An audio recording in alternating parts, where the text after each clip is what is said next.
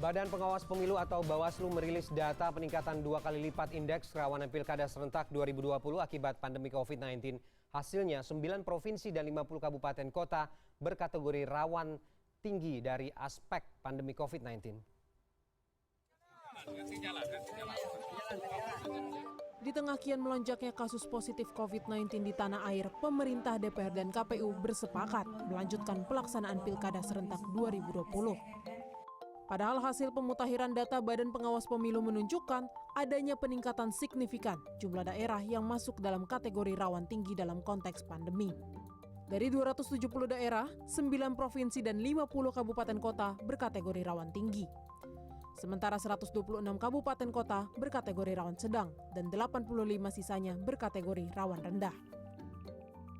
Bawaslu juga menetapkan 9 provinsi yang mengikuti Pilkada serentak 2020 paling rawan dari aspek pandemi COVID-19. Dari skor 0 sampai 100, Kalimantan Tengah dan Sumatera Barat berada di titik paling rawan. Disusul Sulawesi Utara, Sulawesi Tengah, Bengkulu, Kalimantan Selatan, Kepulauan Riau, Jambi, dan Kalimantan Utara. Menurut Bawaslu, indikator mengukur kerawanan pilkada di tengah pandemi COVID-19 berdasarkan banyaknya penyelenggara pemilu yang terinfeksi dan meninggal dunia akibat COVID. Selain itu, lonjakan pasien positif dan meninggal dunia karena COVID-19 di daerah yang menggelar pilkada serentak juga turut meningkatkan angka kerawanan daerah yang menggelar pilkada pada 9 Desember mendatang.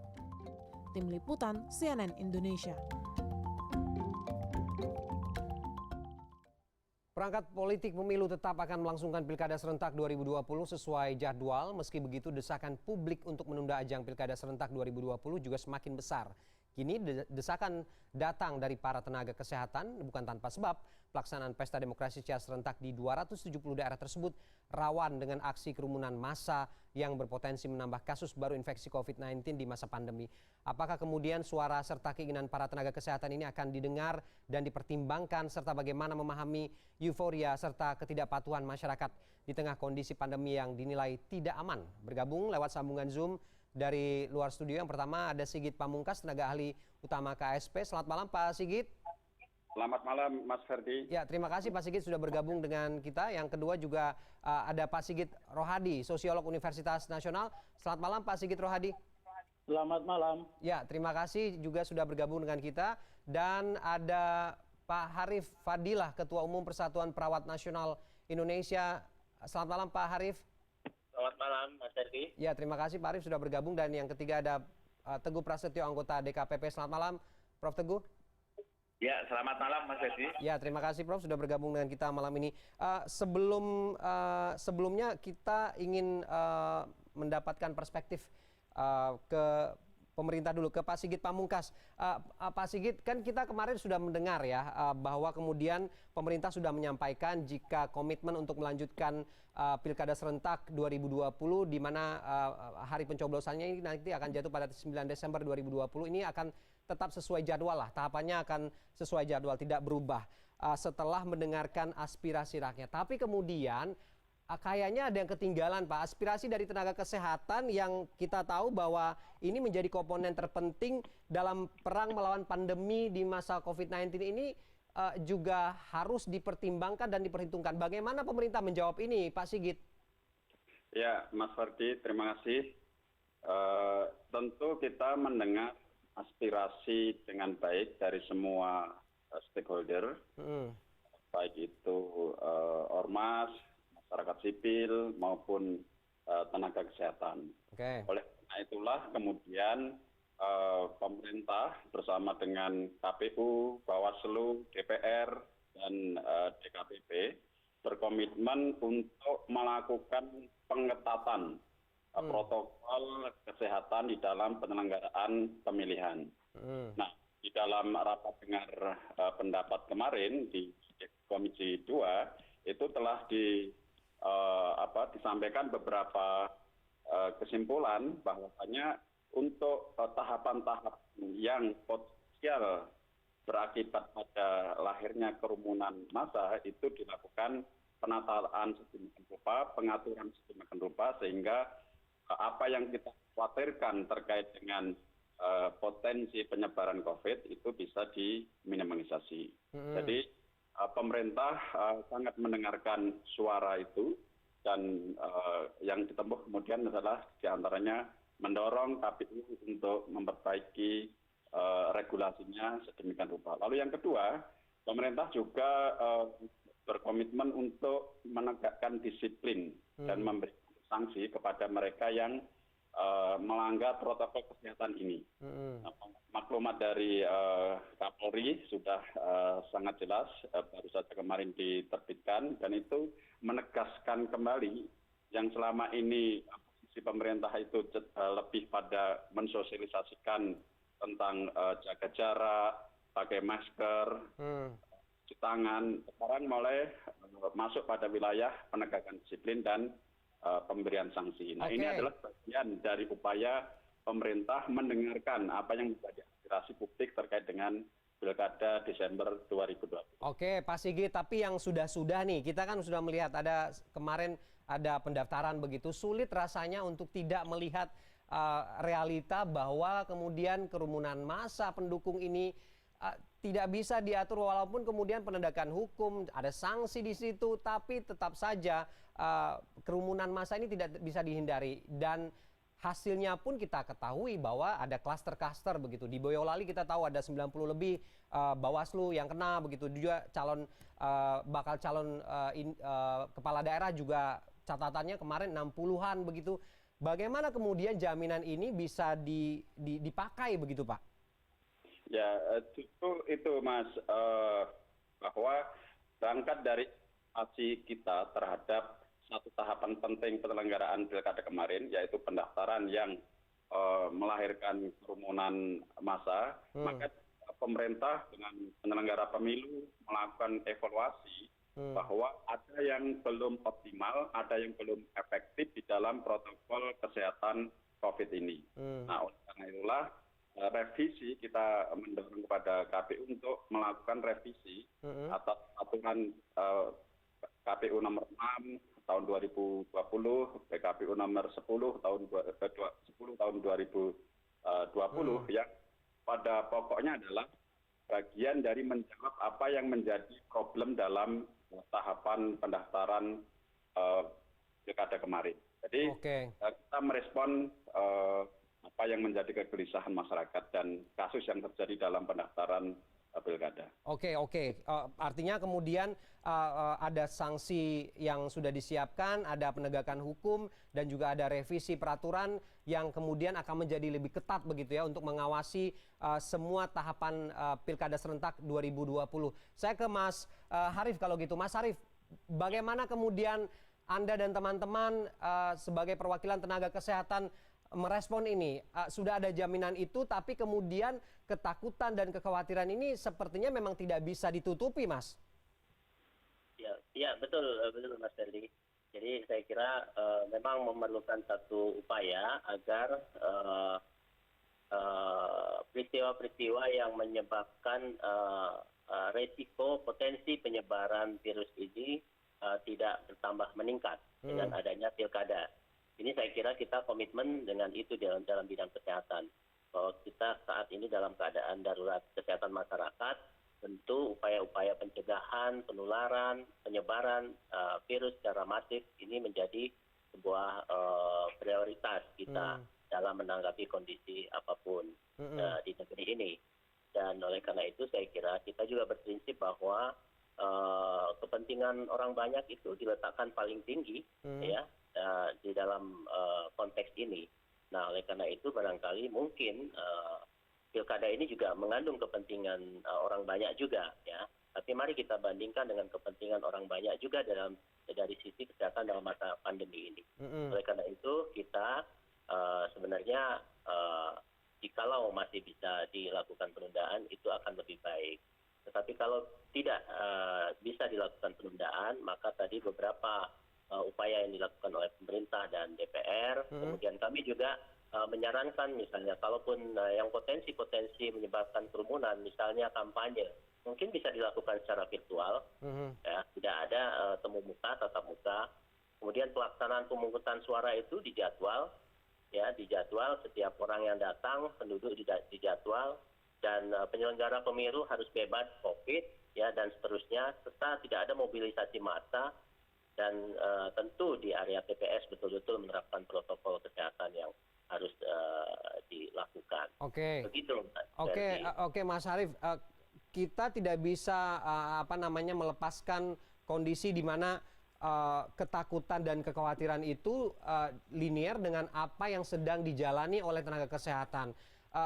Kita ingin mendapat gambaran bagaimana kondisinya saat ini tenaga kesehatan yang sekarang sedang berjibaku untuk menangani kasus-kasus yang kita lihat secara angka semakin tinggi begitu. Ya, setelah 6 sampai 7 bulan bahkan hampir 8 bulan ini kan kita terus berkonsentrasi untuk bagaimana caranya satu mengatasi yang sakit untuk tidak sakit lagi dengan melakukan pengobatan atau perawatan pada sarana pelayanan kesehatan. Yang kedua adalah bagaimana kita membantu juga dalam edukasi masyarakat agar tidak terpapar.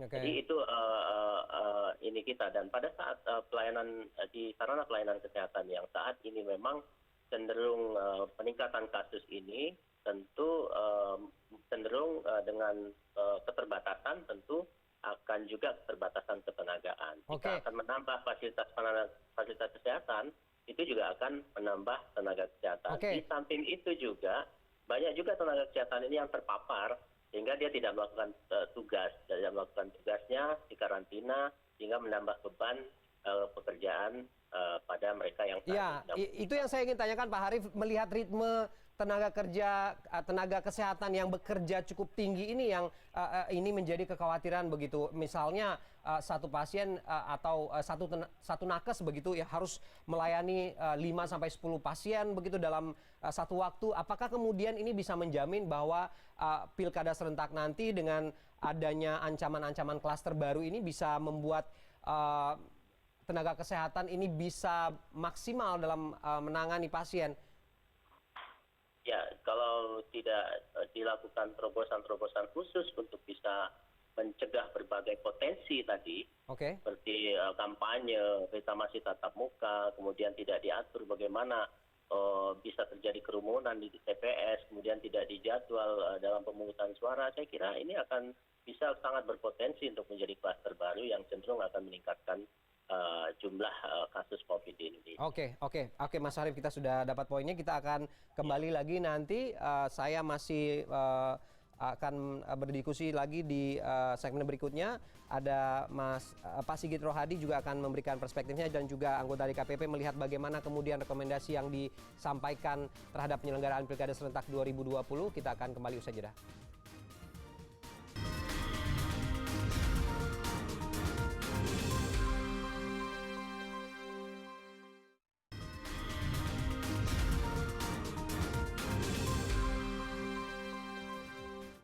Kita kembali dalam diskusi kita malam ini dan untuk segmen ini ada 3 narasumber yang masih bergabung dengan saya malam ini. Untuk Sigit Pamungkas, Pak Sigit tadi sudah lebih dulu sign off begitu ya karena memang ada kepentingan lain. Tapi kemudian kita sudah mencatat beberapa konfirmasi begitu dari pemerintah sebagai wakil dari pemerintah bahwa kemudian aspirasi dari tenaga kesehatan ini akan didengar.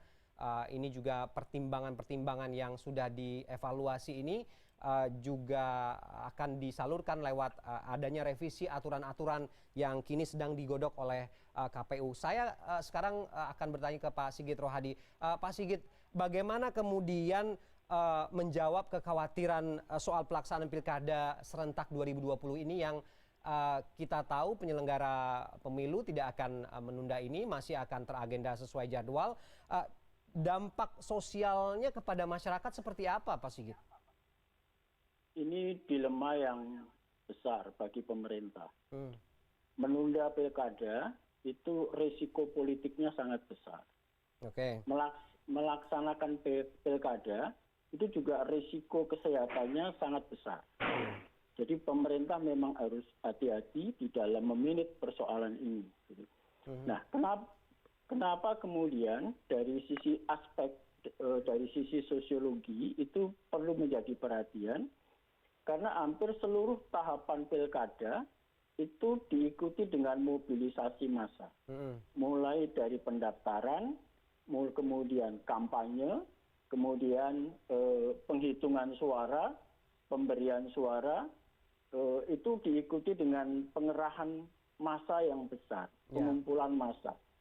Padahal di dalam protokol kesehatan justru pengumpulan massa ini yang harus dihindari. Karena itu tadi disampaikan oleh Mas Sigit Pamungkas akan memperhatikan masukan-masukan dari berbagai elemen. Saya kira ini sikap yang perlu kita apresiasi. Tetapi apa yang dilakukan oleh pemerintah selama ini itu belum meyakinkan publik bahwa pemerintah itu mampu memanage situasi. Karena angka pertambahan penderita corona dari hari ke hari terus meningkat. Desakan terakhir datang dari tenaga kesehatan. Ini bukan berarti saya tidak membaca tenaga kesehatan angkat tangan, tidak. Tetapi tenaga kesehatan minta perhatian yang serius dari pemerintah kalau memang ini mau pilkada ini tetap ingin dijalankan.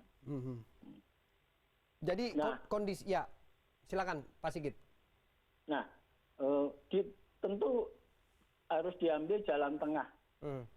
Hak konstitusional warga harus berjalan, hak politik warga juga harus berjalan, tetapi hak kesehatan warga tidak boleh diabaikan. Nah, bagaimana memanage supaya tidak membenturkan hak politik dan hak kesehatan, tetapi antara hak politik dan hak kesehatan warga tetap berjalan bersama-sama. Kalau pemerintah dari hari ke hari bisa menunjukkan bahwa protokol kesehatan ini bisa dilaksanakan dengan baik oleh masyarakat, ini saya pikir akan meyakinkan kepada semua pihak bahwa pilkada layak untuk dilaksanakan. Sebaliknya, jika pemerintah gagal, karena problem di masyarakat kita itu bagaimana mendisiplinkan warga, ini yang menjadi problem. Tapi kemudian dalih dari pemerintah pun Pak Sigit mengatakan bahwa tidak semua daerah pelaksana pilkada ini berstatus zona merah begitu. Kalau dikatakan ada yang zonanya oranye, ada yang juga bahkan zonanya ada zona hijau begitu. Tapi kemudian apakah ini juga bisa dijadikan pedoman begitu bahwa kerumunan massa dan kultur berkumpul dalam kontestasi seperti pilkada atau pemilu ini akan bisa diawasi secara ketat walaupun ada penegakan hukum dan sanksi? Yang harus perhatikan bahwa di dalam pilkada itu semua kandidat ingin unjuk kekuatan. Unjuk kekuatan itu dilakukan dengan memobilisasi pendukungnya sebanyak-banyaknya. Ini yang terjadi selama ini. Diingatkan kemarin agar pendaftaran tidak memobilisasi orang, tapi tetap mereka ikut serta di dalam mengusung calonnya di dalam mendaftarkan ke KPU dan ke KPUD. Jadi yang perlu dilakukan oleh pemerintah adalah betul-betul menegakkan disiplin. Betul-betul ini yang perlu ditunjukkan. Sejauh selama ini belum berhasil ditunjukkan, saya pikir melaksanakan pilkada di 270 daerah ini sangat berbahaya bagi mengancam kesehatan masyarakat kita. Artinya masih ada persoalan komitmen yang memang belum bisa sepenuhnya menjadi jaminan bahwa pelaksanaan pilkada serentak di 270 daerah di Indonesia ini akan sesuai dengan protokol kesehatan yang ketat begitu. Saya ke Pak Teguh, bagaimana kemudian DKPP menyorot penyelenggaraan pilkada serentak 2020 ini? Kalau saya tidak salah kan ada rekomendasi untuk penyelenggara pemilu untuk berkreativitas begitu, untuk mencari bagaimana alternatif modernisasi untuk kemudian menghindari hal-hal dan juga kekhawatiran tadi. Menjawab ini bagaimana Pak Teguh? Baik, terima kasih Mas. Mengawal etik bagi penyelenggara pemilu. Dan pada pilkada kali ini sangat luar biasa, pengalaman yang luar biasa di Indonesia sendiri ini. Karena baru mengalami suatu pandemi COVID. Oleh sebab itu, dengan kondisi seperti ini, kualitas penyelenggara pemilu jangan sampai mengendorkan atau menurunkan kualitas daripada demokrasi. Oleh sebab itu, penyelenggara pemilu ya, diharapkan betul-betul bekerja dengan protokol kesehatan, tetap menjaga profesionalitas maupun integritas dari penyelenggaraan pemilu ini supaya bisa terwujud pilkada yang demokratis dan pilkada yang bermartabat. Pak Teguh, kami mohon maaf ada gangguan audio yang kami terima di studio. Kita akan coba perbaiki. Kita break dulu. CNN Indonesia Newscast segera kembali usai jeda.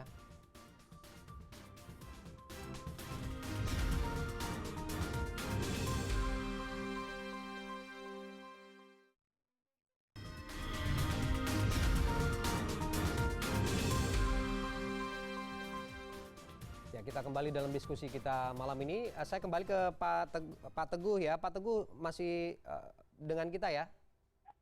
Ya, masih. Ya, Mas. ya itu dia Pak Teguh. Saya ingin kembali mengkonfirmasi bagaimana kemudian menjawab kekhawatiran jika Pilkada serentak 2020 ini tidak jadi ditunda begitu.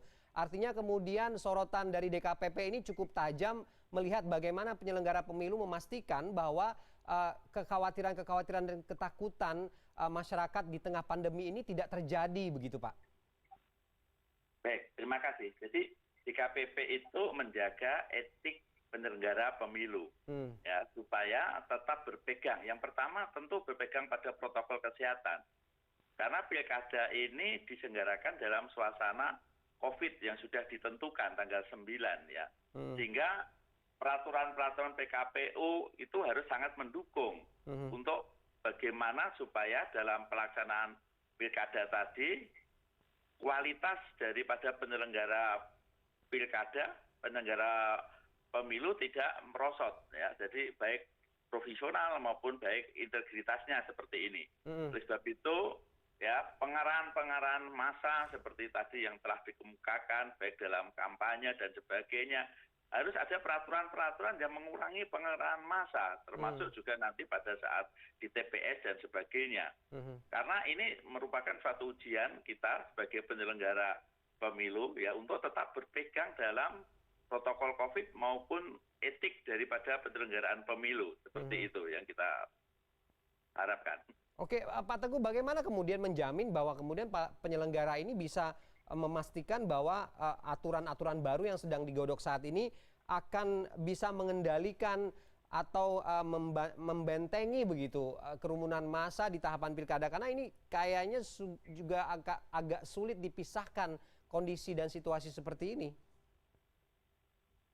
Jadi sebagai penyelenggara pemilu tentu dipastikan bahwa dirinya adalah melengkapi diri dengan perlengkapan alat pelindung diri. Kemudian juga para pihak yang terlibat di dalamnya juga harus dipastikan juga dalam posisi yang sama seperti ini. Nah, di dalam posisi-posisi pengarahan massa seperti kampanye, memberikan para calon mengungkapkan visi dan misinya, ini jangan dilakukan secara yang normal seperti biasa pengerahan massa dan dukungan dan sebagainya. Dia sanksi-sanksi yang cukup ketat dan cukup tegas bagi para pasangan yang melakukan pengerahan massa. Ini perlu juga dipertimbangkan tentang diskualifikasi pasangan calon dan sebagainya, sebegitu itu. Sehingga kerja sama ini harus meliputi semua stakeholder yang ada di dalamnya ya. Kesehatan sudah mendukung penuh dalam pelaksanaan, juga regulasi PKPU, kemudian dari Bawaslu, pengawas pemilu yang mendukung juga pelaksanaan dari pada terwujudnya pilkada yang demokratis dan bermartabat. Oke, ya artinya Anda kemudian ada rekomendasi untuk mendiskualifikasi begitu untuk calon kepala daerah ini jika kemudian aturan-aturan baru tadi yang sedang digodok ini memang mencakup soal itu. Ya, jangan sampai terjadi suatu klaster baru dalam pilkada ini. Klaster baru terbentuk pada saat ketidaktertiban, baik dalam pemungutan suara, dalam penghitungan suara nanti, maupun di dalam penyampaian visi misi dalam kampanye. Titik-titik rawan ini yang perlu harus dijaga, betul-betul harus dijaga. Oleh sebab itu, bagi para penyelenggara pemilu dalam posisi yang sulit ini, harus tetap berpegang pada prinsip etika, baik profesional maupun integritas. Oke. Saya ke Pak Sigit. Pak Sigit, bagaimana kemudian kita memastikan bahwa ketidakpatuhan masyarakat ini menjadi fakta dan realita yang tidak bisa kita hindari. Euforia seperti ini bagaimana kemudian bisa disekat supaya aturan-aturan tadi bisa berjalan, Pak? Agak sulit, Mas. Kesulitannya apa? Karena pandemi ini diikuti dengan merumahkan tenaga kerja yang sangat besar. Kemudian pilkada, hajatan pilkada itu dianggap sebagai momen bagi-bagi uang dari para kandidat. Jadi para pendukung akan rame-rame untuk membanjiri tempat-tempat kampanye atau tempat-tempat kantor-kantor di mana para kandidat itu berada. Artinya apa? Dengan motivasi untuk mendapatkan imbalan para pendukung ini tetap saja mereka akan memobilisasi diri mereka, akan mendorong diri mereka untuk memang selama ini para penegak hukum khususnya Bawaslu dan sebagainya itu sudah mewanti-wanti dan aturannya juga sudah tegas. Tapi aturan yang tegas itu selama ini juga dilanggar begitu masif. Gitu. Kalau kemudian yang saya khawatirkan adalah disiplin rendah dari masyarakat kita itu kemudian bertemu dengan kondisi ekonomi yang menurun, lalu ada motivasi untuk mendapatkan uang dari para kandidat, mereka lalu mengabaikan risiko kesehatan yang bisa menimpa mereka. Nah, kalau tadi dijelaskan oleh Pak Teguh bahwa ini akan ada tambahan aturan-aturan, betul. Nah, ini sudah bulan September. Oktober, November, Desember, tinggal berapa bulan lagi. Kalau aturannya nggak segera jadi, kapan sosialisasinya? Kalau sosialisasinya dalam waktu yang pendek dan tidak segera dipahami oleh warga, ini sangat sangat berisiko. Nah, risiko bagi orang-orang yang paham kesehatan, risikonya barangkali adalah mereka tidak datang ke TPS. Akibatnya angka partisipasi pemilih akan menurun. Dan kalau angka partisipasi pemilih kurang dari 50%, ini pilkada gagal.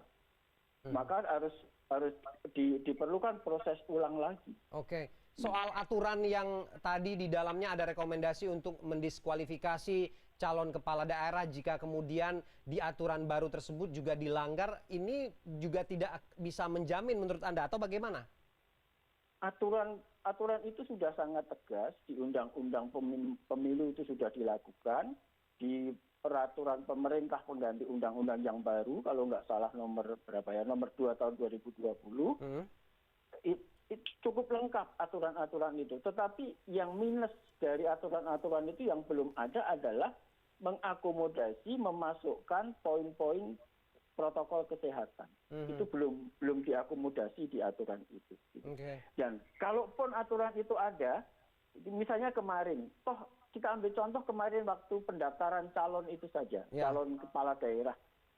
Toh masa begitu banyak dan polisi ada di depannya, tapi polisi tidak mengingatkan jumlah massa yang bergerombol, yang berkumpul, yang bahkan beberapa di antaranya tidak menggunakan masker. Ini tidak ada peringatan dari polisi, padahal polisi ada di depannya melihat. Saya khawatir ini undang-undang dan semua peraturan yang kita buat itu semuanya itu tidak bisa terimplementasi dengan baik, tidak memiliki kekuatan untuk di penegakan hukum, sehingga justru membahayakan kesehatan masyarakat itu sendiri. Oke. Artinya kemudian memang seperti yang Anda katakan di awal, kondisi dilematis ini tentu akan ada efek, ada konsekuensi logisnya begitu ya terhadap penyelenggaraan Pilkada serentak 2020.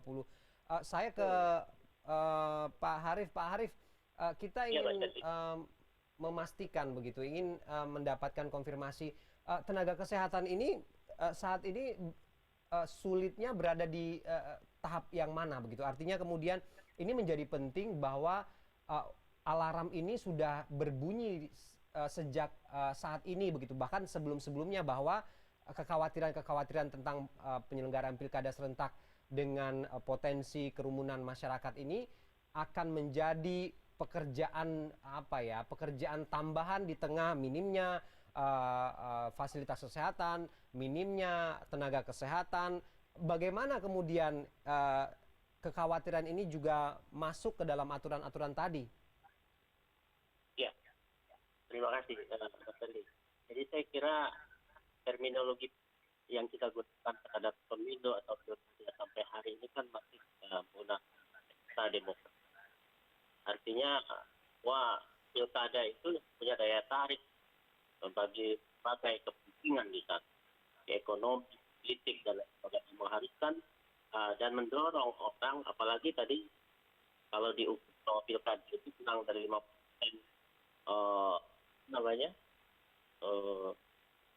ke partisipasinya gagal. Artinya dalam satu sisi kan berusaha bagaimana partisipasi makin meningkat. Nah, ini upaya-upaya mulai dari pendaftaran sampai pada nanti pengumuman itu banyak sekali potensi mobilisasi, ya kan? Sampai nanti setelah menang pun ada pesta, euforia, pendukung dan simpatisan masyarakat. Nah, ini sesuatu yang mungkin menjadi perhatian kita. Jadi tahapan-tahapan itu yang saya pikir yang perlu kita perhatikan adalah di mana tahapan yang memang mempunyai potensi memobilisasi. Oleh karena itu diusulkan kalau misalnya kampanye virtual saja, kampanye, ya kan? Nah, jadi tidak ada kerumunan massa. Yang kedua, kita di TPS tadi betul-betul satu. Nah, mengenai saksi, betul sudah bagus gitu. Tapi sekali lagi saya setuju dengan Pak Sigit tadi bahwa implementasinya kalau yang melanggar ini lebih banyak dibanding yang mengawasi, sejauh mana itu bisa dilaksanakan. Nah, ini persoalan berikutnya. Jadi kami melihat bagaimana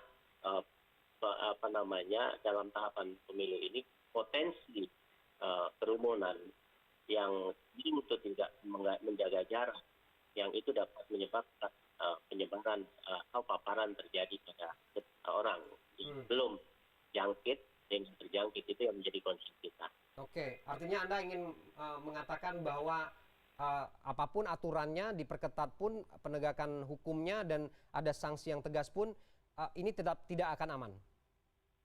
Ya, punya potensi seperti itu. Potensi seperti itu dan bisa ditegaskan bahwa ini tidak akan aman begitu ya, Pak Ya. Harif ya? Ya. Oke. Memang pandangan kita begitu ya. Oke, saya ke Pak Teguh. Pak Teguh, bagaimana kemudian menjawab ini?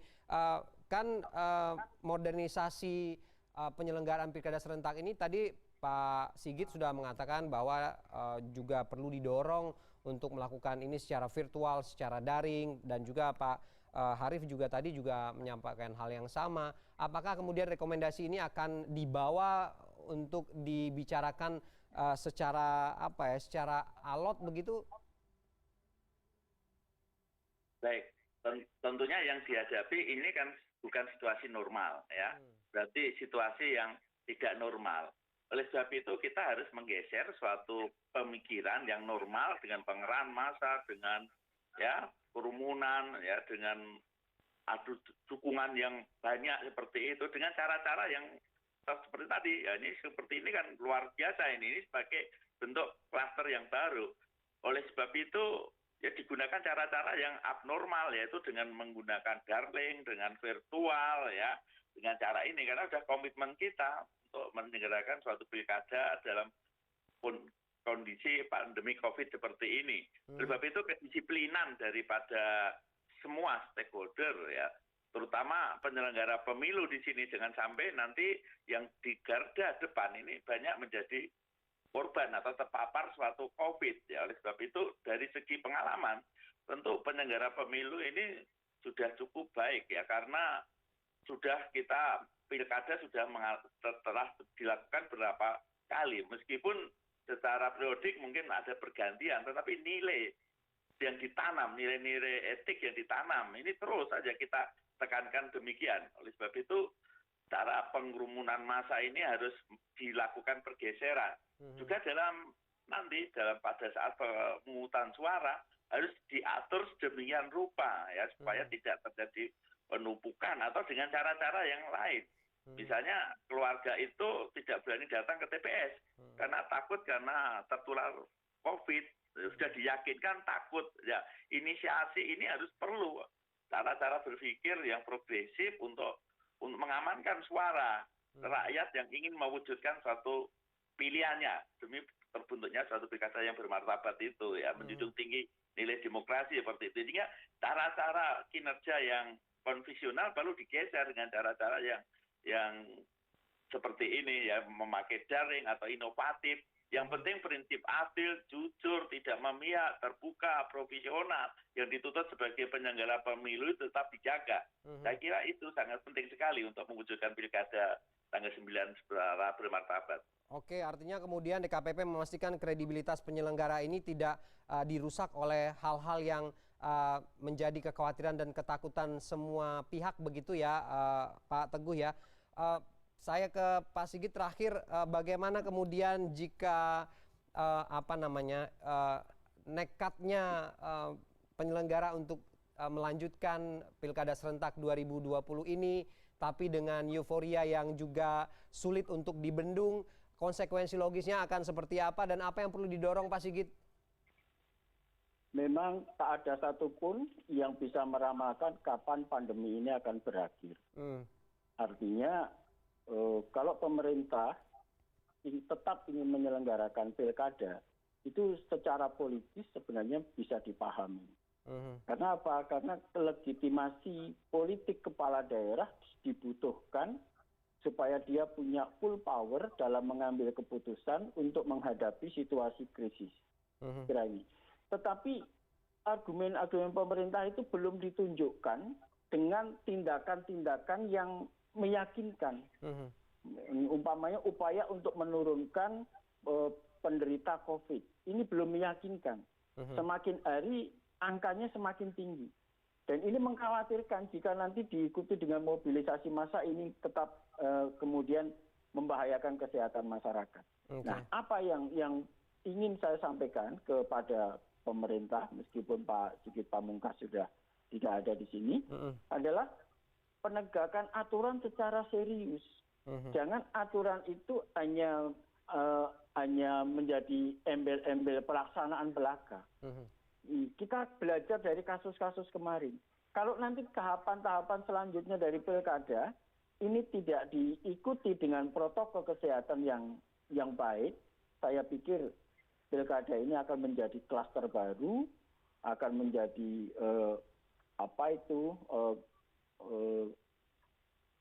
gelombang baru untuk memunculkan para penderita COVID-19.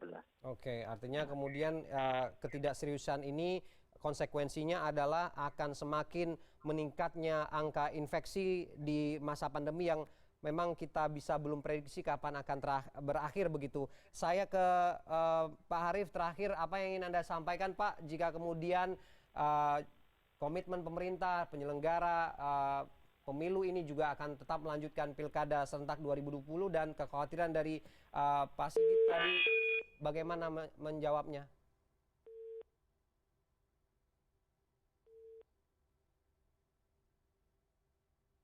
Ya Pak Harif.